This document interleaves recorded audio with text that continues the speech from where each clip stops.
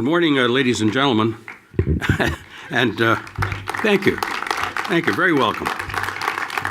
And more welcome than the subway this morning. My name is David Crombie, and I'll be chairing the sessions today and tomorrow. And so let me say, first of all, on behalf of the people who organized all of this, welcome to City Age. This year, of course, as many of you would know, Toronto replaced Chicago as North America's 5th most populous city. It's a sign of the amazing growth that we have been seeing in the GTA now for a number of years. But it's also a reminder that we are living now in what people refer to as the urban age.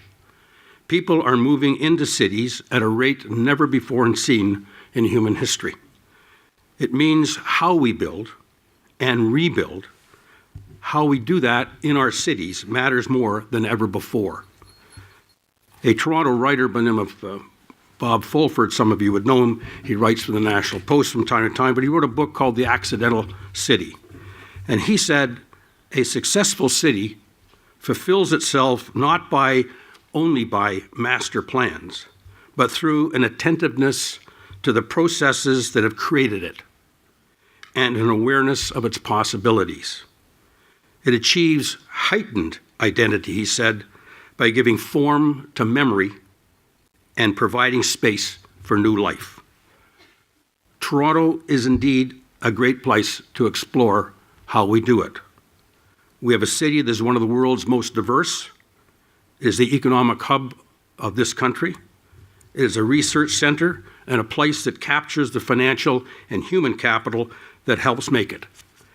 And not only it, but other places across the country and throughout Canada. But we aren't just here to talk about Toronto. We're here to talk about and look at cities across Canada and around the world. Those cities that are trying to find the sweet spot that links economy, ecology, and community. We will hear from Manchester, where old warehouses are being turned into hubs for Great Britain's new digital future. We'll hear about the latest in urban development from Texas, Washington, Vancouver, the Waterloo region, and many others. City Age is a place where we can get down to business today and tomorrow and look at the business of city building. And to get us started, I would like to introduce an urban planner and now this city's chief urban planner, chief city planner, Jennifer Keesmaat. Jennifer?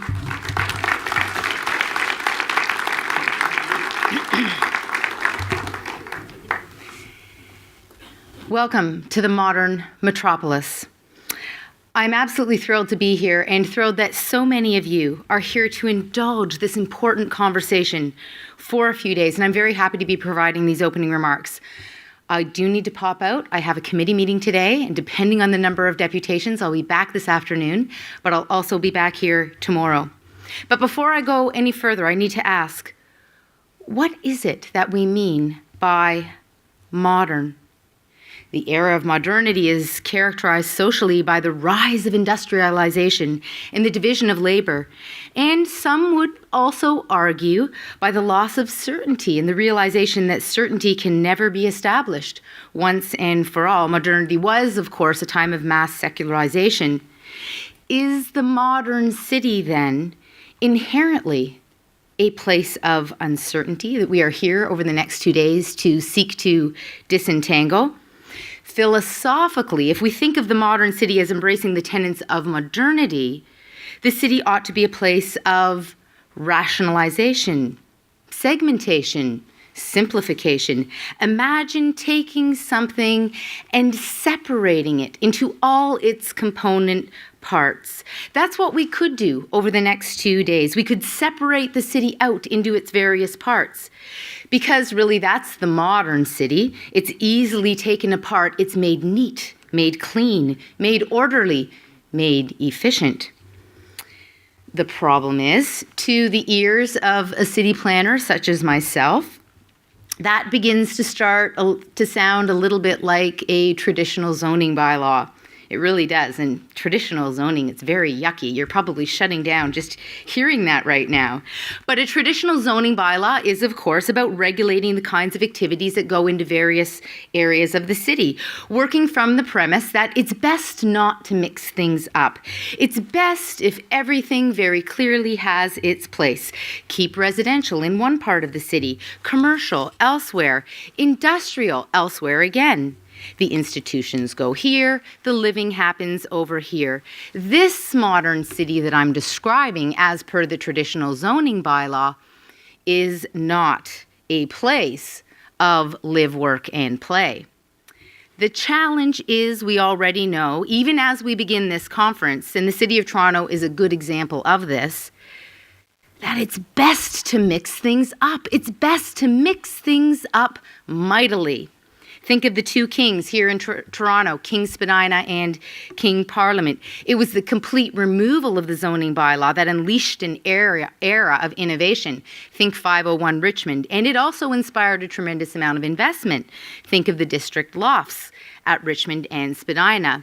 This mixing of uses also generated value by creating interesting places where people could live and work and walk and play and do a whole myriad of interesting things. It turned out that this, in fact, attracted more investment. More people wanted to work here, more people wanted to live, and more people wanted to set up shop. It was, in fact, at King Spadina that I first hung my shingle as a consultant over a decade ago.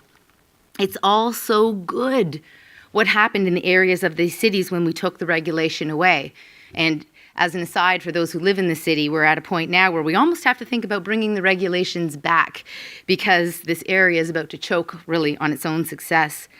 The point is that great urbanism emerged, and it seemed to violate all the fundamental principles of the very idea of being modern, the idea that uses should be rationalized and separated and categorized. So we're back to where we started. What is the modern city? Well, maybe we need a much softer, less philosophical take on this.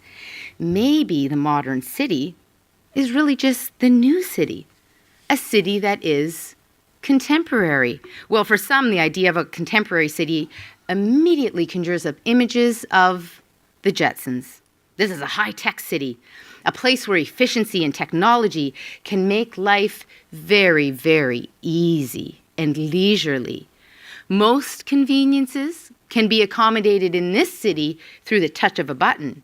Traffic updates, unnecessary. When you commute in an aero car, you know, that flying saucer type of thing, in this city, you only work an hour a day for 2 days a week. This is not a place of uncertainty. This is not a place of the unexpected, but rather a place of consistency and affluence for all. This is a place where we are confident in the future, unafraid of petty little worries like, say, climate change or who's going to pay for what and where. Well, I think it's safe to say that the contemporary city didn't work out so well either. It turns out more people are becoming less affluent in our cities today. We are working longer and longer hours. And it turns out, and this is a good thing, our cities are becoming places not of sameness, but of great diversity. We don't all look the same. We don't all worship the same. We don't dress the same. We don't even marry the same. So maybe the modern city is really about a city that represents the best of our thinking today. Maybe modern over the next 2 days is really about being up to date.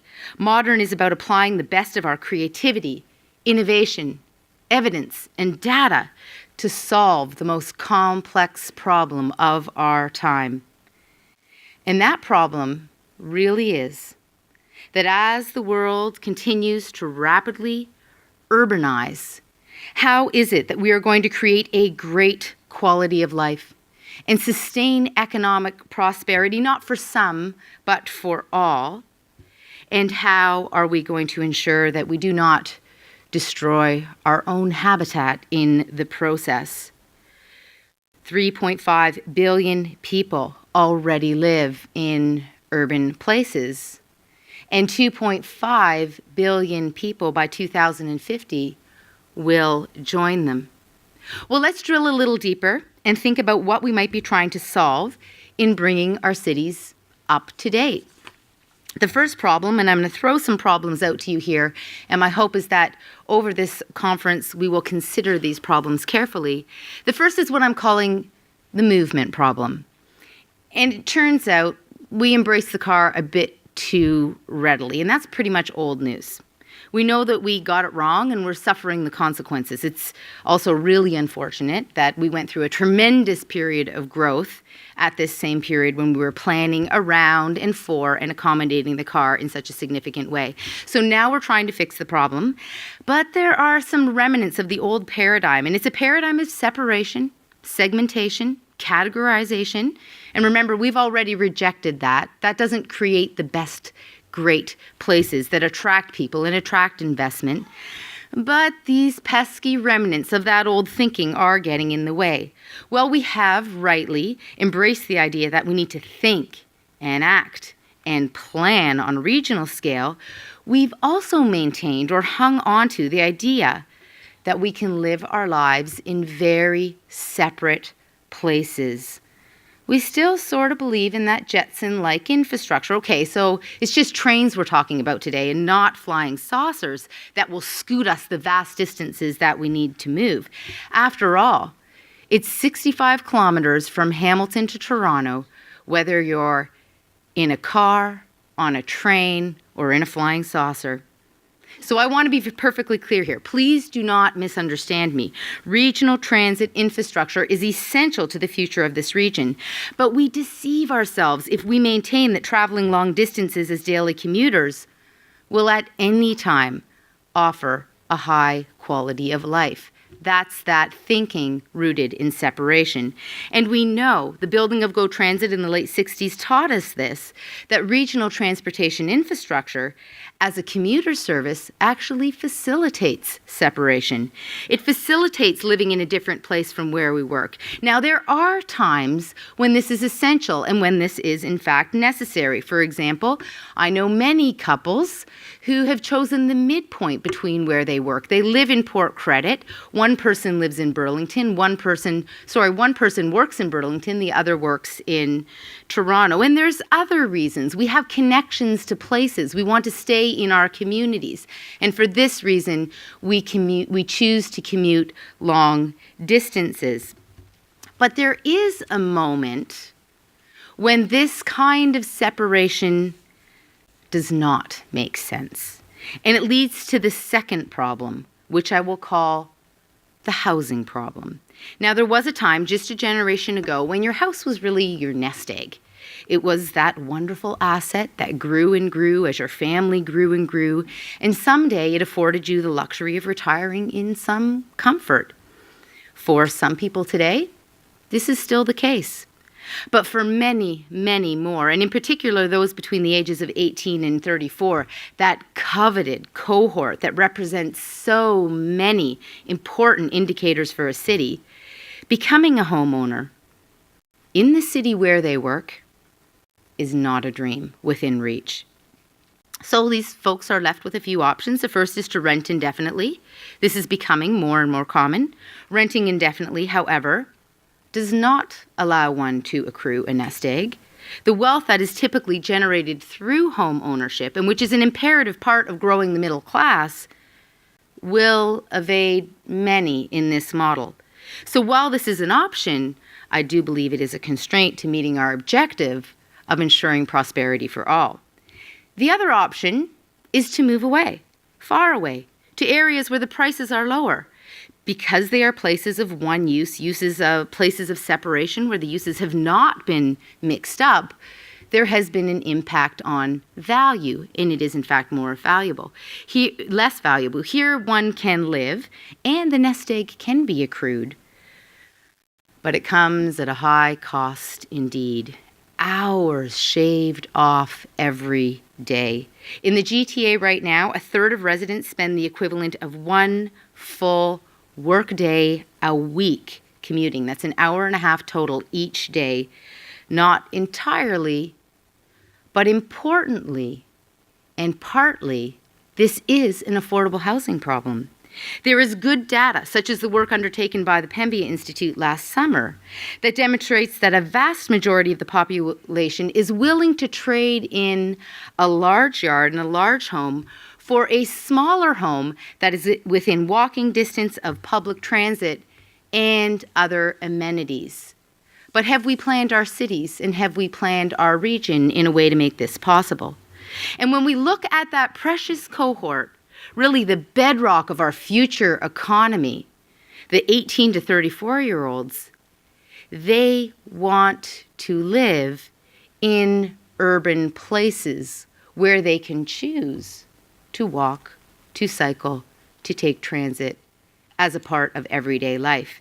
And the challenge is it's tricky for them to afford to live in the places that in fact are their first choice. So this leads us to our third problem, and it's this. I'll call this the infrastructure problem. It turns out we were bad at math. Now, I was really poor at math. I was really awful at math. So I'm a little annoyed at all those people who are supposed to be good at math, who I was sort of relying on, who I kind of think took their eye off the ball. It turns out that lower density areas of our city have some really serious alignment issues. While they sometimes offer lower prices, the cost of offering services for these areas on a per capita basis is actually very high. But we typically do not have good mechanisms at the municipal level for creating alignments between real costs and fees. In addition, for some reason, in thinking about the financing of our urban places, we did not put a plan in place to fund long-term operating expenditures and state of good repair. And today, our state of good repair is coming due. As a result, we tend to struggle to find the revenues needed to operate our municipal services. This makes it extremely challenging to even begin to consider building the capital projects we need to address population growth and to create those great places and urban environments that will attract our 18 to 34-year-olds. It also turns out that sometimes we struggle to assess and fully understand the impacts of our investments in generating long-term value. Now, this is really imperative to understand, because in doing so, when we start to think in terms of investment instead of cost, we think very differently about the money that we spend in our cities when building our urban infrastructure. A good example of this is the Bixby program in the City of Toronto. If we appreciate and have a paradigm to assess the benefit of the city of providing access, transportation through short bike trips, we begin to see the merits of treating the Bixby program like other amenities that are offered by the city because they enhance quality of life, such as transit or recreation centers. Otherwise, without this framework, without this way of thinking it through, we only think in terms of cost. We don't think in terms of investment and long-term value. We know that our cities need to evolve and change. We need to create complete communities where we can choose to make more of our trips on foot, cycling, within a short transit ride of home if we so choose. But to do so, and to ensure our cities are dynamic places of creativity and innovation, we need to figure out the housing challenges for our 18 to 34-year-olds. We really do. How will our creative types, so essential to our knowledge-based economy, generate value and fully participate in the middle class? And how are we going to better understand how we price and pay for our urban places, such that we have the monies we need to invest in schools and parks and streetscapes and affordable housing, and of course, you knew it was coming, transit. We need to confront old assumptions. We need to upset the mythologies that have been underpinning some of our bad modern planning and replace them with new, up-to-date thinking. But in being modern, we shouldn't be afraid to go back to the timeless principles of good urban design and placemaking to see how they fit, to see how they too can be updated to address our most pressing challenges.